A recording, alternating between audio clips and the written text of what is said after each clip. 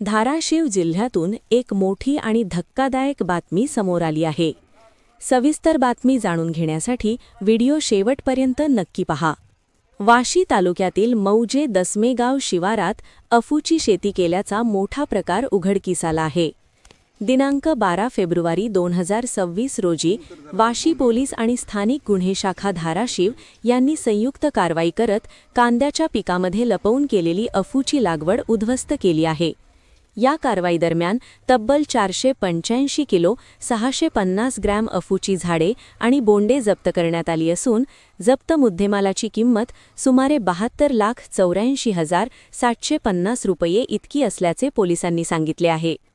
ही शेती समाधान मनोहर उघडे यांच्या मालकीच्या गट क्रमांक 163 मधील शेतात करण्यात आली होती। या प्रकरणी वाशी पोलीस ठाण्यात गुन्हा रजिस्टर क्रमांक 45/2026 अंतर्गत कलम 8(1) आणि 18 NDPS ॲक्ट प्रमाणे गुन्हा दाखल करण्यात आला आहे। ही संपूर्ण कारवाई मा पोलीस अधीक्षक श्रीमती रितू खोकर मॅडम, मा अपर पोलीस अधीक्षक श्रीमती शफाअत आमना मॅडम तसेच उपविभागीय पोलीस अधिकारी श्री अनिल चोरमले आणि स्थानिक गुन्हे शाखेच्या अधिकाऱ्यांच्या मार्गदर्शनाखाली पार पडली।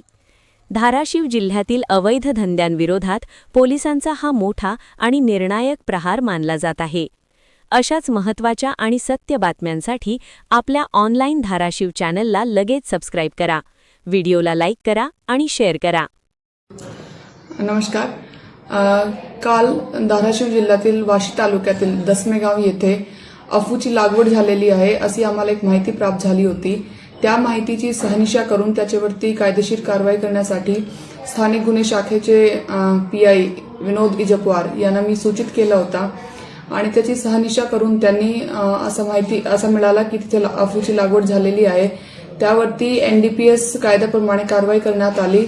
त्या कारवाईमध्ये 400 किलो अफूचे बोंड आणि फूल असे आम्हाला मिळाले, ज्याची बाजारची किंमत कमीत कमी 72 लाख अशी आहे। त्यामध्ये कारवाई पुढील कायदेशीर कारवाई चालू आहे।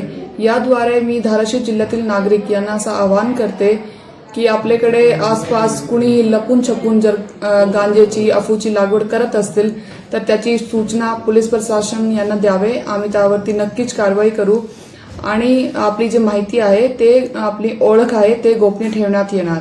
थँक्यू।